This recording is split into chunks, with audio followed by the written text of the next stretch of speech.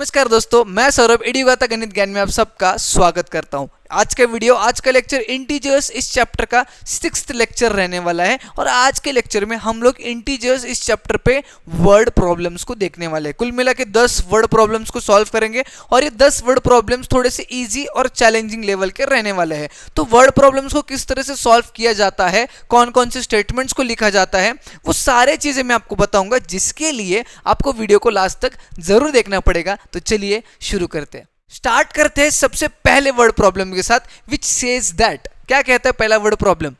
For her morning walk Amrita goes 8 kilometre due south from her home and then from there 10 kilometre due to north in first round. यानी कि पहले round में अमृता नाम की एक लड़की है, समझो उसका यहाँ पे घर है, ठीक है, उसका यहाँ पे घर है, तो इस पर्टिकुलर पॉइंट से वो साउथ डायरेक्शन में आती है। कितना किलोमीटर बोला है?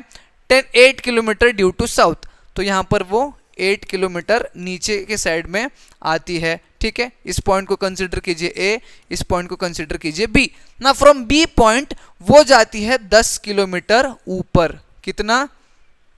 बी पॉइंट से वो सी पॉइंट तक जाती है 10 किलोमीटर ऊपर। ये हो गया उसका फर्स्ट राउंड। अब आगे क्या कह रहे हैं क्वेश्चन में? If the end point of the first round is the starting point of the second round and so on, how far and where will she be from her home after 5 rounds? मतलब ये जो first round जब खत्म हुआ तो first round का जो and point था ये उसका सेकेंड राउंड का स्टार्टिंग पॉइंट होगा। यानी कि वो यहाँ से फिर 8 किलोमीटर नीचे आएगी, फिर 10 किलोमीटर ऊपर जाएगी, फिर वो उसका स्टार्टिंग पॉइंट होगा, फिर वो वहाँ से 8 किलोमीटर नीचे 10 किलोमीटर ऊपर। इस तरह से वो 5 राउंड्स लगाएगी। कितना राउंड्स लगाएगी? 5 राउंड्स लगाएगी। और वो पूछ रहे 5 राउंड्स लगाने के बाद वो जो पॉइंट है जहां पर वो पहुंचेगी, वो पॉइंट और ये जो ए पॉइंट है इसके बीच में कितना डिस्टेंस है, यानी वो पॉइंट और उसके घर के बीच में कितना डिस्टेंस क्रिएट हो जाता है, ऐसा क्वेश्चन में पूछ रहे हैं। तो इसको किस तरह से सॉल्व करेंगे मैं अभी बताता हूं। सबसे पहले हम लोग यहां पर मेंशन करेंगे distance in south direction. Distance in south direction हम लोग नेगेटिव डिसाइड करेंगे, कंसिडर करेंगे। वाई? बिकॉज नीचे जा रहे हैं, ठीक है। Similarly distance in north direction क्या कंसिडर करेंगे? अगर साउथ को हम लोग नेगेटिव कंसिडर कर रहे हैं तो नॉर्थ को हम लोग पॉजिटिव। वाई? बिकॉज हम लोग ऊपर जा रहे हैं, तो ऊपर जाने वाले डिस्टेंस डायरेक्शन को पॉजिटिव, नीचे वाली डिस्टेंस को नेगेटिव, ठीक है। अब जब वो एक राउंड लगाती है जहां पर वो ए से बी पर आती है, फिर बी से जो है वो सी पर जाती है, तो एक राउंड में वो पॉइंट और उसके घर के बीच में कितना डिस्टेंस है, ठीक है। ये पॉइंट ये हमें फाइंड आउट करना है। तो क्या लिखेंगे हम लोग? स्टेटमेंट क्या लिखेंगे? Distance of point C from her home, point C from her home कितना है?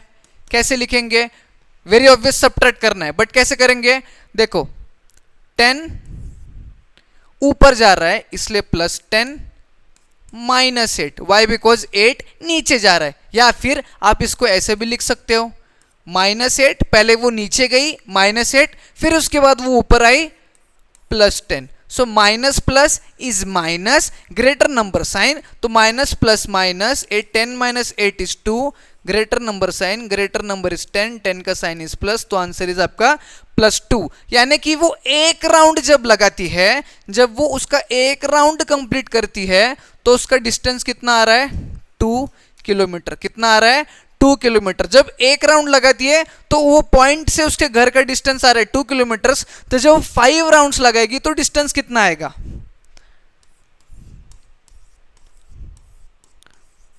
Distance from her home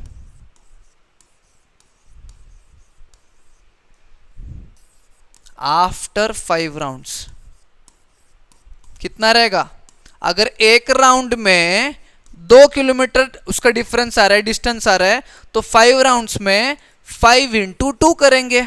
5 2 jar 10, तो डिस्टेंस कितना है 10, यानी कि 5 राउंड के बाद जब वो जहां पर भी पहुंचेगी वो पॉइंट और इस ए पॉइंट के बीच में का डिस्टेंस कितना रहने वाला है 10 किलोमीटर। समझ में आ रहा है? इस तरह से आपको स्टेटमेंट्स को प्लॉट करना है और इस तरह से आपको सॉल्व करना है। ये जो डायग्राम है ये आप रफ में राइट हैंड साइड पे जो रफ में बना सकते हो ताकि आपको समझ में आए। समझ में आया? अब बढ़ते हैं नेक्स्ट वर्ड प्रॉब्लम की तरफ। नेक्स्ट वर्ड प्रॉब्लम क्या कहता है पहले पढ़ेंगे हम। Minimum temperature on Wednesday was 30 degree Celsius. On Thursday sorry, minimum temperature fell by 4 degree Celsius. Fell यानी गिर गया, कम हो गया 4 डिग्री सेल्सियस से। Rainfall on Friday cause the minimum temperature to fall further by 7 degree Celsius. What was the minimum temperature on Friday? Very easy. सबसे पहले तो हम लोग लिखेंगे minimum temperature on Wednesday. Why? Because सबसे पहले हमें वेडनेसडे का टेम्परेचर दिया है, तो मिनिमम टेम्परेचर ऑन वेडनेसडे कितना है हमारे पास 30 डिग्री सेल्सियस। 30 degree Celsius. अब वो बोलता है थर्सडे को वो टेम्परेचर गिर जाता है 4 डिग्री सेल्सियस से, यानी कि minimum temperature on Thursday. Thursday पे मिनिमम टेम्परेचर क्या रहने वाला है 30 डिग्री सेल्सियस में 4 डिग्री सेल्सियस कम हो जाता है, गिर गया ना, इसलिए 30 degree Celsius minus 4 degree Celsius. ठीक है, अब आपको ये इस तरह से नहीं करना है, आपको पूरा स्टेटमेंट लिखना है। अब मैं फिलहाल आपको पढ़ा रहा हूं, समझा रहा हूं, इसलिए मैंने ये शॉर्टकट यूज किया है। अब उसके बाद वो बोलता है कि फ्राइडे को बारिश होने के कारण 7 डिग्री से टेम्परेचर और गिर जाता है, तो that says that minimum temperature on Friday कितना रहेगा? ये जो टेम्परेचर थर्सडे में आया उससे भी और 7 डिग्रीज कम, 30 degree minus 4 degree Celsius minus 7 degree Celsius. तो इसका जो आंसर आएगा वो टेम्परेचर रहेगा ऑन फ्राइडे। बट किस तरह से सॉल्व करेंगे? 30 माइनस 4 माइनस 7, इस तरह का कुछ कैलकुलेशन है। ठीक है, अब यहां पर ध्यान से देखिएगा, इस 30 को भूल जाइए। Minus minus is plus but sign is minus, यानी कि 7 + 4 इज 11 और यहाँ पे साइन जो है वो माइनस। उसके बाद 30 में से 11 अगर माइनस करेंगे तो कितना बचेगा? 10 में से 1 इज 9, 2 में से 1 इज 1, कितना आया 19। सो यहाँ पे हम लोग क्या लिखेंगे? 19 degree Celsius is your answer, which is temperature, minimum temperature on Friday was 19 degree Celsius. समझ में आया? पहले वेडनेसडे का टेम्परेचर दिया है, फिर बोला है थर्सडे को 4 डिग्री से गिर गया तो हमने इस तरह से लिखा। उसके बाद बोला है फ्राइडे को और 7 डिग्री से गिर गया, वाई? बिकॉज बारिश आई उस दिन, तो हमने फिर 7 डिग्री माइनस किया, तो आंसर हमारा कितना आया 19 डिग्री सेल्सियस। क्लियर है? अगले क्वेश्चन की तरफ बढ़ते हैं। अगला क्वेश्चन जो है वो थोड़ा सा कॉम्प्लिकेटेड लग सकता है, बट कॉम्प्लिकेटेड है नहीं, बहुत इजी है। पहले क्वेश्चन को पढ़ो और समझो। क्वेश्चन पढ़ने के बाद क्या पता चल रहा है? During a 12 our period the temperature which dropped bye fixed value every hour declined 36 degree, यानी कि 12 घंटे के टाइम पीरियड में, 12 घंटे के टाइम पीरियड में जो टेम्परेचर है वो एक फिक्स्ड अमाउंट, एक फिक्स्ड वैल्यू से गिर रहा है। मतलब हर एक घंटे में एक amount of temperature, same amount of temperature से वो टेम्परेचर कम हो रहा है। और जब 12 घंटे पूरे हो जाती है तो टोटल जो है वो 36 डिग्री यानी कि 36 डिग्री टेम्परेचर जो है वो कम हो जाता है। अब क्वेश्चन में ये पूछ रहा है कि हर एक घंटे में कितना डिग्री टेम्परेचर जो है वो कम हो रहा था। वो जो फिक्स्ड रेट बोल रहे हैं ना, वो रेट क्या है? Rate of temperature by which वो डिक्रीज हो रहा था, वो क्या है? तो सबसे पहले हम लोग क्या लिखेंगे? टोटल टाइम पीरियड कितना है अपना?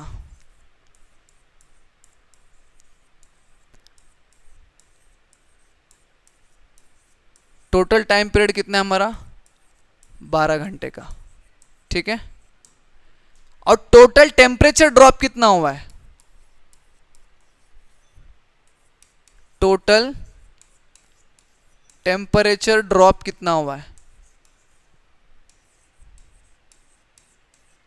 टोटल टेम्परेचर ड्रॉप हुआ है बाय 36 डिग्री सेल्सियस। हमें क्या निकालना है? How many degrees did the temperature drop each hour, यानी कि रेट जो फिक्स्ड वैल्यू है टेम्परेचर की। ठीक है, तो हमें फाइंड आउट करना है fixed value of temperature which dropped every hour.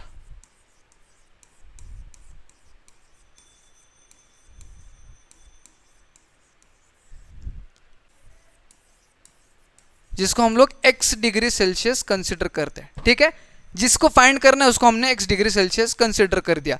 अब हम लोग क्या लिखेंगे, statement total time into rate, rate यानी कि ये फिक्स्ड वैल्यू जिससे वो गिर रहा है, is equals to temperature dropped, total temperature drop. ये हमारा स्टेटमेंट बन गया, ठीक है। जिसमें टोटल टाइम कितना था, 12 घंटे का, इनटू रेट क्या था जो हर घंटे में गिर रहा था, that was x degree Celsius, is equals to कितना टोटल टेम्परेचर ड्रॉप हुआ है, दैट इज 36 डिग्री सेल्सियस। ये बन गया आपका स्टेटमेंट। ये क्या बन गया आपका स्टेटमेंट। अब इस स्टेटमेंट को अगर आप सॉल्व करते हो तो आपको जो है x की वैल्यू आ जाएगी, यानी कि वो टेम्परेचर जो हर घंटे में गिर रहा था उसकी वैल्यू आ जाएगी। x की वैल्यू फाइंड आउट करना है तो 12 को डिवाइड करना पड़ेगा। वाई, बिकॉज यहाँ पे मल्टीप्लीकेशन है, यहाँ पे आके वो डिवाइड हो जाएगा।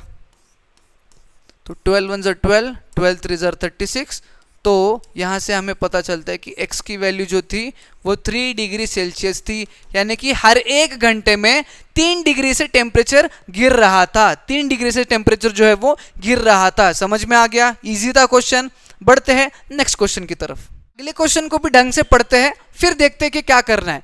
अगला क्वेश्चन कहता है start with integer 2, okay, add -3 to it, okay, multiply the answer by 10, then subtract 5 from it, now divide the result by 3 and then 40 to it. मतलब ऐड करना है 40 टू इट, यानी कि बहुत बड़ा एक्सप्रेशन है जहां पे हमें स्टार्ट करना है with integer 2, start with integer 2।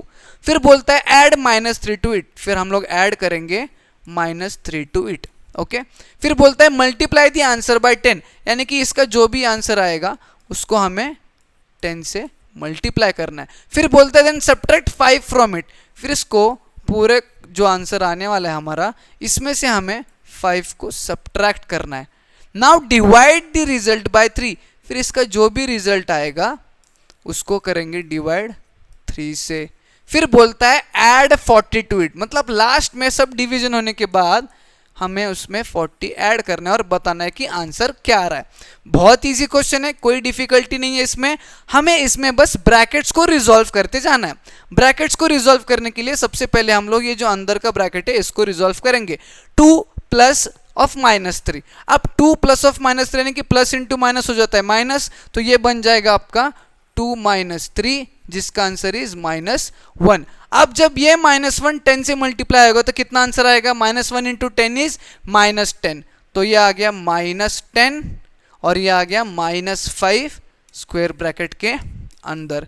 फिर उसको हमें 3 से डिवाइड करना है, फिर उसमें 40 भी ऐड करना है, ठीक है, कोई बात नहीं। नेक्स्ट स्टेप, माइनस माइनस, इस ब्रैकेट को रिजोल्व करेंगे, माइनस माइनस होता है प्लस और साइन विल बी माइनस, तो 10 + 5 इज 15, जिसमें माइनस साइन लगा, फिर हमें उसे 3 से डिवाइड करना है और उसमें 40 को भी ऐड करना है। अब जब -15 डिवाइडेड बाय 3, पहले डिवीजन करेंगे अकॉर्डिंग टू द बोर्ड मास। अब -15 को जब हम लोग 3 से डिवाइड करेंगे तो इट विल बी 3 1 ज़ा 3, 3 5 ज़ा 15, तो ये हो जाएगा -5 + 40। क्या आंसर आया, -5 + 40। Again minus plus minus, greater number sign, minus plus minus यानी सब्ट्रैक्शन, 40 में से 5 आ गया 35, greater number sign, greater is plus तो इसका साइन आ गया +35। समझ में आ गया, कोई डिफिकल्टी? पहले सबसे पहले ये जो एक्सप्रेशन आपको आया है इस एक्सप्रेशन को सही से फॉर्म कीजिए। जब आप इस एक्सप्रेशन को सही से फॉर्म करोगे तो ब्रैकेट्स को रिजॉल्व करते जाइए, यानी कि ब्रैकेट्स को सॉल्व करते जाइए, आंसर अपने आप आता जाएगा। अगला क्वेश्चन थोड़ा सा इंटरेस्टिंग लग रहा है, जान लेते क्या कहता है question. An elevator descends into a mine shaft at the rate of 6 metre per minute. If its descent starts from 10 meter above the ground level, how long will it take to reach -350 metre? Question बहुत easy है, मैं आपको diagram के साथ सबसे पहले समझाता हूं। अब एक एलिवेटर है, लिफ्ट है जो माइन शाफ्ट में नीचे जा रहा होता है, तो समझो ये ग्राउंड लेवल है, ठीक है। अब इस ग्राउंड लेवल के 10 मीटर ऊपर से इस ग्राउंड लेवल से 10 मीटर ऊपर से वो जो एलिवेटर है वो स्टार्ट हो रहा है और उस एलिवेटर को ग्राउंड के अंदर 350 मीटर्स जाना है। कितना अंदर जाना है? 350 मीटर्स। तो यहां से यहां आने के लिए टाइम कितना लगने वाला है ये आपको पूछ रहे हैं। और उन्होंने ये भी बताया कि इस एलिवेटर का जो स्पीड है, जो रेट है, that is 6 metres per minute, यानी कि हर 1 मिनट में वो 6 मीटर नीचे आते जा रहा है। ये उसका स्पीड हो गया। और आपको पूछ रहे कि कितना टाइम लगेगा उस एलिवेटर को यहां से यहां पहुंचने में, यानी कि ग्राउंड के ऊपर 10 मीटर से ग्राउंड के नीचे 350 मीटर तक जाने के लिए कितना टाइम लगेगा। बहुत ईजी है। सबसे पहले गिवन क्या दिया है उसे लिख लेते हैं। गिवन में सबसे पहले आपको दिया है स्पीड ऑफ द एलिवेटर, तो हम लोग लिख लेते हैं स्पीड ऑफ द एलिवेटर। कितना दिया है स्पीड ऑफ द एलिवेटर? जी हाँ, 6 मीटर्स पर मिनट, 6 मीटर पर मिनट। ठीक है, ये आपको स्पीड दिया है। अब टोटल डिस्टेंस कितना है जो एलिवेटर को ट्रैवल करना है? कितना है टोटल डिस्टेंस? कैसे फाइंड आउट करेंगे? अब देखो, जमीन के ऊपर 10 मीटर है। कितना है? 10 मीटर। और जमीन के नीचे अंडरग्राउंड कितना है? 350 मीटर। यानी कि इस 350 और इस 10 को ऐड करेंगे, वेरी ऑब्वियस, वाई बिकॉज वो यहां से स्टार्ट हो रहा है। तो 350 प्लस 10 करेंगे तो हमारा टोटल डिस्टेंस 350 प्लस 10 करेंगे तो टोटल डिस्टेंस आएगा कुछ 360 मीटर्स। कितना आएगा? 360 मीटर्स। अब हमें क्या फाइंड आउट करना है? Total time. क्या फाइंड आउट करना है? Total time. तो हम टोटल टाइम को जो है वो क्वेश्चन मार्क लगा देते। सबसे पहले हमने एक फॉर्मूला तो साइंस में पढ़ा ही होगा, जो 7th 8th से हम लोग पढ़ते आ रहे हैं, that is speed is equals to distance upon time. Speed is distance upon time. और यहां पर अगर आपको टाइम फाइंड आउट करना है तो time will be equals to distance as it is रहेगा अपॉन ये स्पीड नीचे चले जाएगा। सही है? कोई गलत तो नहीं कर रहा हूं मैं? सही कर रहा हूं। तो हमें क्या आया expression? Time is equals to distance upon speed. इस एक्सप्रेशन में वैल्यूज को डाल देंगे तो time t is equals to कितना है डिस्टेंस हमारा? 360 metres upon 360 metres upon time कितना ले रहा है, मतलब स्पीड कितना ले रहा है वो? 6 मीटर्स पर मिनट। तो 6 1 जार 6, 6 6 जार 36, 0 एज इट इज। तो यहां से हमारा टाइम जो आया है दैट इज 60 मिनट्स। कितना आया है? 60 मिनट्स। यानी कि इस एलिवेटर को यहां से यहां पहुंचने में 60 मिनट्स लग रहे हैं। कितने मिनट्स लग रहे हैं? 60 मिनट्स। कोई डाउट है? इजी था क्वेश्चन। बढ़ते हैं अगले क्वेश्चन की तरफ।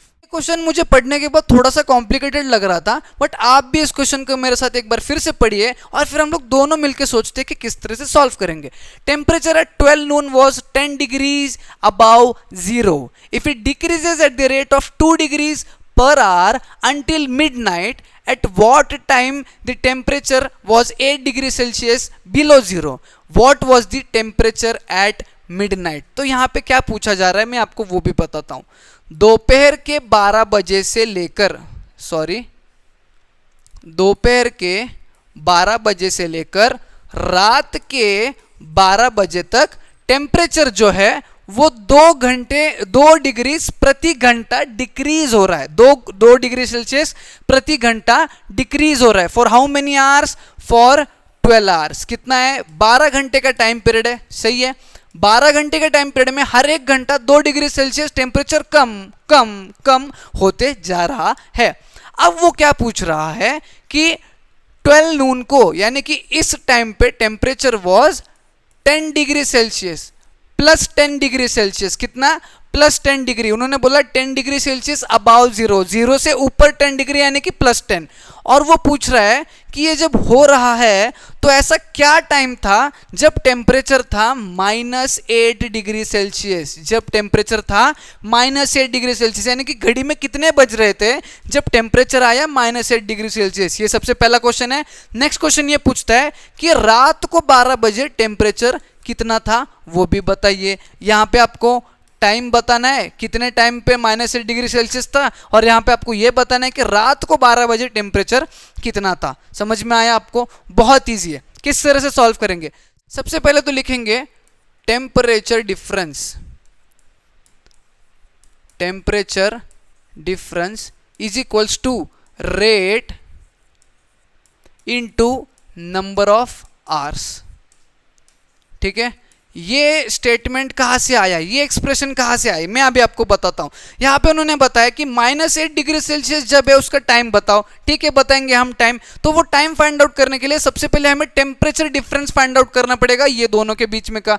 तो ये temperature difference is equals to rate, rate यानी कि हर 1 घंटे में कितना टेम्परेचर गिर रहा है, 2 घंटा गिर रहा है, इनटू नंबर ऑफ आवर्स, कितने घंटे के लिए गिरा है, तब जाके -8 आया, वो यहाँ पे नंबर ऑफ आवर्स। समझ में आया एक्सप्रेशन क्यों लिखा और कैसे लिखा? अब टेम्परेचर डिफरेंस पहले तो था 10 डिग्री सेल्सियस, फिर उसमें से माइनस करना है कितना, -8, कितना, -8 इज इक्वल्स टू रेट, हर 1 घंटे में कितने डिग्री से गिर रहा है, 2 degree, into number of hours हमें पता है क्या, नहीं, वही हमें फाइंड आउट करना है। नंबर ऑफ आवर्स हमें फाइंड आउट करना है। अब यहाँ पे माइनस इंटू माइनस क्या हो जाता है, प्लस, यानी कि 10 + 8 is equals to 2 into number of hours.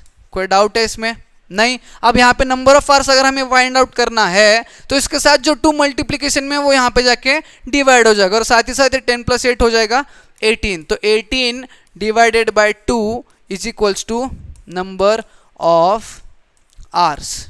ठीक है, नंबर ऑफ आवर्स कितना आया, 2 1 जार 2 9 जार, देयरफॉर नंबर ऑफ आवर्स जो 2 डिग्री सेल्सियस से गिर रहा था टेम्परेचर, वो कितना है, 9 आवर्स। यानी कि ये कह रहा है स्टेटमेंट कि 12 बजे जब 10 डिग्री सेल्सियस था, 12 बजे के बाद 9 घंटे के लिए जब 2-2 डिग्री से टेम्परेचर गिर रहा था, तब जाके -8 डिग्री सेल्सियस आएगा। और 12 बजे के बाद 9 घंटे यानी कि 9 बजे at 9 PM the temperature was -8 degree Celsius.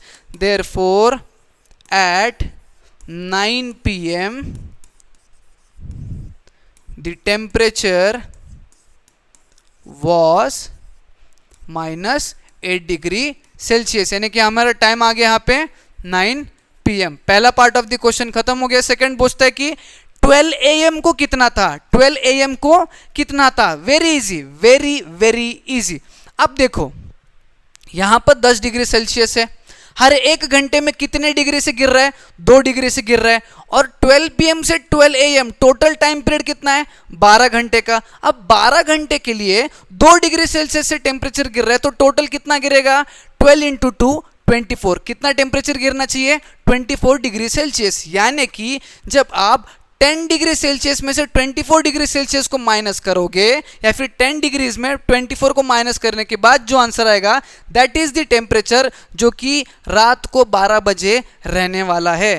So therefore temperature at 12 AM will be is equals to 10 degree Celsius minus 24 degree Celsius. 24 degree कहाँ से आया, 12 घंटे टेम्परेचर ड्रॉप हो रहा है, हर 1 घंटे 2 डिग्री सेल्सियस से ड्रॉप हो रहा है, तो 12 घंटे के लिए 24 डिग्री से ड्रॉप हुआ। तो टेम्परेचर डिफरेंस फाइंड करेंगे तो हमें मिल जाएगा 12 AM को कितना था, तो 10 - 24, यहाँ पे +10 - 24, plus minus minus, greater number sign, greater is minus, तो 24 में से 10 इज 14। तो temperature at 12 AM was -14 degree Celsius. समझ में आ रहा है? इजी था क्वेश्चन, दिखने में बहुत कॉम्प्लिकेटेड था, बट कुछ इस प्रकार से आपको सॉल्व करना पड़ता है। ये रफ डायग्राम आप आपके जो आंसर शीट है फिर नोटबुक है उसके राइट हैंड साइड पे ड्रॉ कर सकते हो। नेक्स्ट क्वेश्चन काफी इजी लग रहा है, आप भी एक बार पढ़ के देखिएगा। Question says that I came to play a game with marbles 57, मतलब 57 मार्बल्स के साथ मैं गेम खेलने के लिए आया। At the end of the game I have 34 marbles left. What is the gain in the marble? What is the gain in the number of marbles? यानी कि जब वो गेम स्टार्ट कर रहा था, यहाँ पे लिखेंगे हम number of marbles at the start of the game.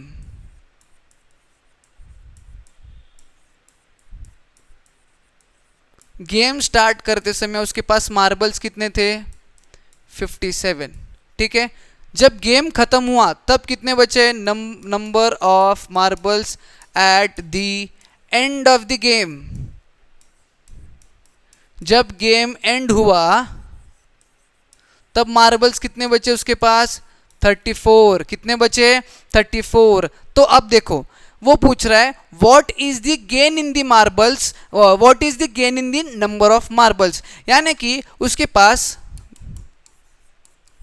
According to question, therefore according to question क्या कह रहा है क्वेश्चन कि 57 मार्बल्स के साथ उसने स्टार्ट किया और उसने एंड किया 34 मार्बल्स के साथ। तो वो क्वेश्चन में पूछ रहा है कि 57 में कितना गेन किया, तो कितना गेन किया उसको मैंने कंसिडर किया x। तो आप लिख सकते हो कि let x be the number of marbles that has been gained throughout the game, मतलब x नंबर ऑफ मार्बल जो है उसने गेन किया पूरे गेम के दौरान। अब x की वैल्यू फाइंड आउट करनी है, यहाँ पे 57 है उसको उस साइड भेजना पड़ेगा, वेरी ऑब्वियस, बट 57 यहाँ पे प्लस साइन में है, उस साइड जाते समय वो हो जाएगा माइनस। क्या हो जाएगा? माइनस। तो 34 और ये जब 57 वहाँ पे आएगा तो that will be minus 57।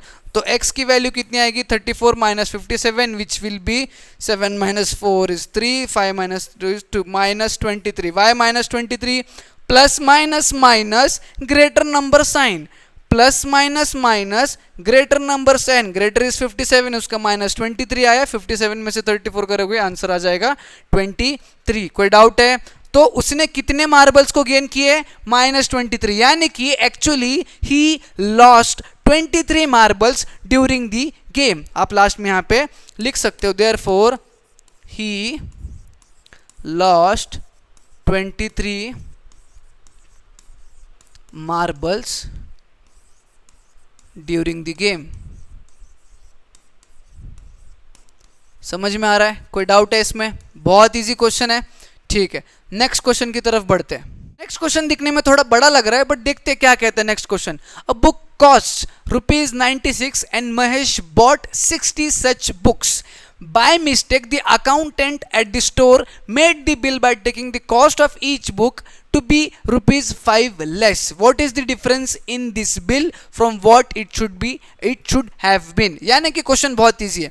Mahesh नाम का लड़का बुक खरीदी करने जाता है, बुक को परचेस करने जाता है, वो वहां पे जाके 60 बुक्स को परचेस कर देता है और हर एक बुक का कॉस्ट होता है ₹96। बट जब वो शॉपकीपर बिल बना रहा होता है तो वो गलती से हर एक बुक का कॉस्ट जो है वो 96 से लेके मतलब उसमें ₹5 कम लगाता है। ठीक है, और वो बिल बना के देता है। अब क्वेश्चन पूछ रहा है जो एक्चुअल बिल बनना चाहिए था और जो बिल बन चुका है उसमें क्या डिफरेंस है, बस इतना आपको फाइंड आउट करना है। तो चलो स्टेटमेंट्स के साथ स्टार्ट करते क्वेश्चन को सॉल्व करना। सबसे पहले हम लोग लिखेंगे actual cost of book, actual cost of each book. हर एक बुक का एक्चुअल कॉस्ट कितना था? ₹96। ठीक है, उसके बाद लिखते हैं हम लोग revised cost of each book, यानी कि जो गलती से उनसे कॉस्ट लग चुका है वो कितना था?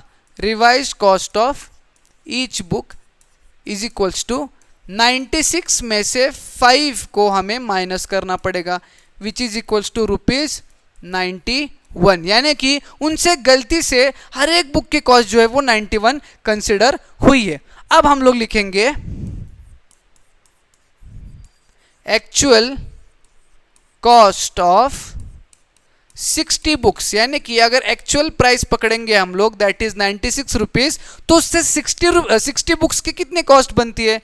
तो ₹96 इंटू हम लोग करेंगे 60 बुक्स, जो कि कितना आएगा? 6 6 जार 36 और 9 6 जार 54 प्लस 3 इज 57 और एक 6 मतलब एक 0 आया, तो आपका कॉस्ट आया ₹5760। Now this 5760 is the actual cost जो आना चाहिए था, बट रिवाइज्ड कॉस्ट जो आया है उसको भी फाइंड आउट करते हैं।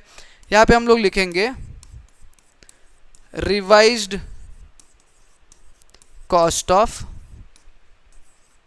60 बुक्स, बुक नहीं books, is equals to ₹91 into 60 कितना आता है, 6 1 ज़र 6, 9 6 ज़र 54, तो ये आया ₹5460। क्या आया, 5460। एक्चुअली 5760 आंसर आना चाहिए, उसका बिल आना चाहिए, बट उनसे गलती हो गई जिसकी वजह से बिल आया 5460। अब डिफरेंस कितने का आया है, therefore difference in costing, difference in costing क्या आएगा, difference in costing very easy, इसमें से जो बड़ी वैल्यू है उसमें से छोटी वैल्यू को माइनस कर दीजिए। 5760 में से 5460 को हम लोग माइनस कर देंगे तो हमारा कुछ आंसर आएगा ₹300, यानी कि 300 रुपये का डिफरेंस आया है एक्चुअल कॉस्टिंग और रिवाइज्ड कॉस्टिंग के बीच में। क्वेश्चन इजी है और कुछ इस प्रकार से आपको स्टेटमेंट्स भी बनाने पड़ते हैं जब आप उसको सॉल्व करोगे। अगला क्वेश्चन भी टेम्परेचर से खेल रहा है। क्या है क्वेश्चन, पढ़ लेते हैं पहले। At Srinagar temperature was -5 degree on Monday, यानी कि मंडे को टेम्परेचर कितना था, -5 degree Celsius. Then it dropped by 2 degree Celsius on Tuesday, यानी कि ट्यूसडे को -5 था, उसमें और 2 डिग्री जो है वो कम हो चुका है।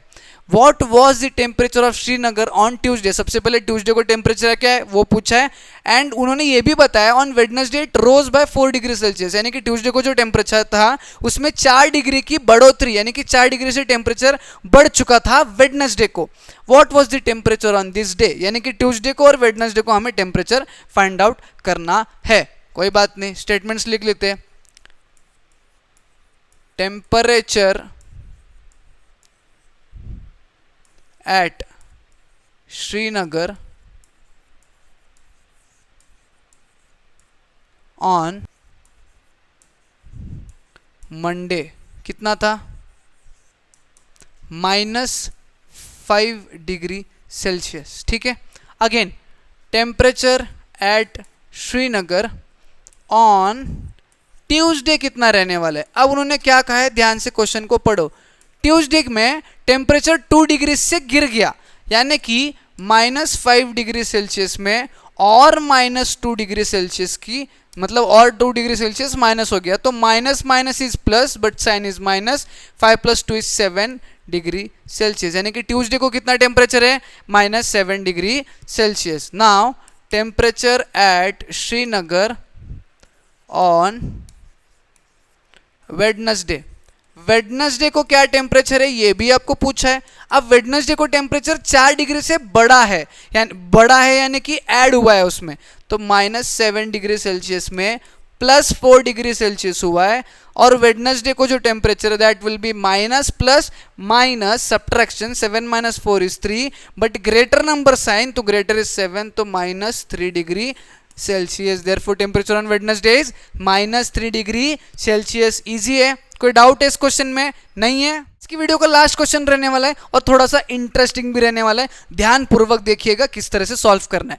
A multi storey building has 105 stores, each floor of it is 4 meter high. If a balloon rises 3 meter every second, how long will it take to rise from 36th floor to 96th floor?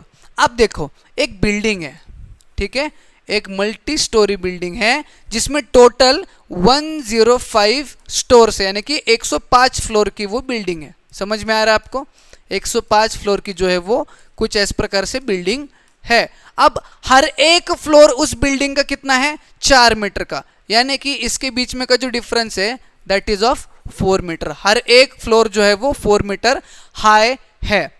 अब question ये पूछ रहा है कि एक balloon है जो 1 second में 3 मीटर ऊपर जा रहा है। कितना ऊपर जा रहा है, 3 मीटर ऊपर जा रहा है। तो वो उस बलून को 36th फ्लोर से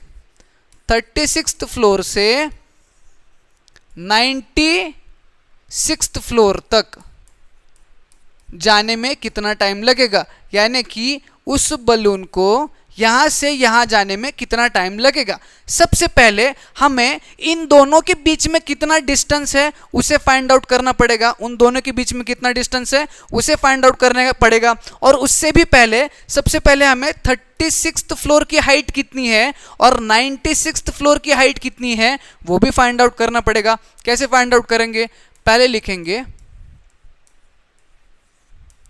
height at 36th floor is equals to 36 into each floor कितने का है, 4 मीटर का। एक फ्लोर कितने का है, 4 मीटर का, तो 36 फ्लोर मतलब 36 इंटू 4, 6 4 ज़ा 24, 4 3 ज़ा 12, 13 14, यानी ये हो गया 144 मीटर्स, यानी कि 36 फ्लोर जो है वो 144 मीटर का है। सिमिलरली 96 फ्लोर का भी हाइट निकालेंगे हम लोग।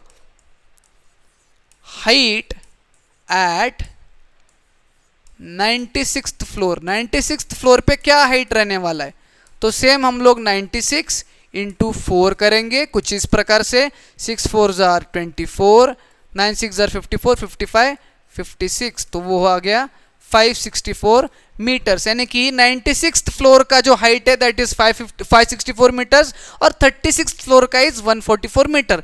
अब इन दोनों का डिफरेंस करेंगे, क्या करेंगे, डिफरेंस इन हाइट्स।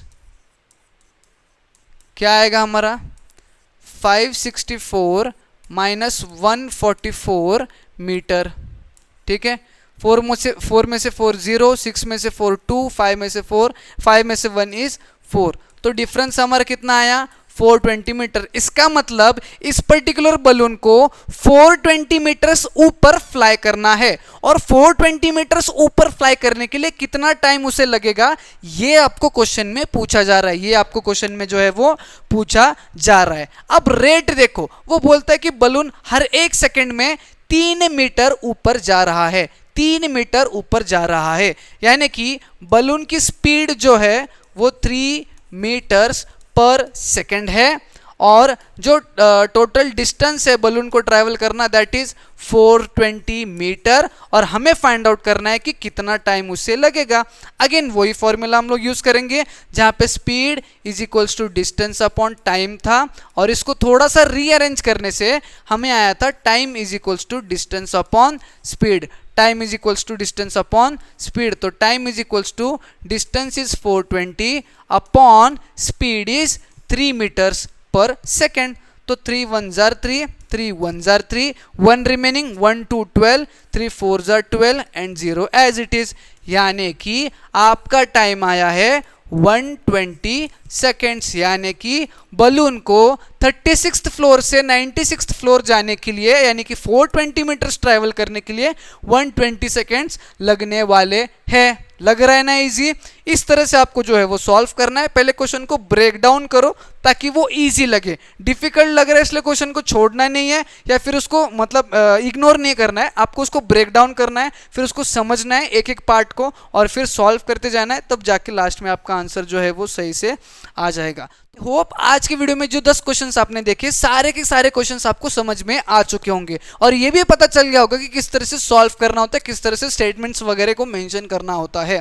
अगर आपको आज का वीडियो पसंद आया होगा तो एक लाइक जरूर करिए, ज़्यादा से ज़्यादा बच्चों में शेयर करिए और नए आते चैनल को सब्सक्राइब करके जाइए। हम मिलेंगे न्यू वीडियो में।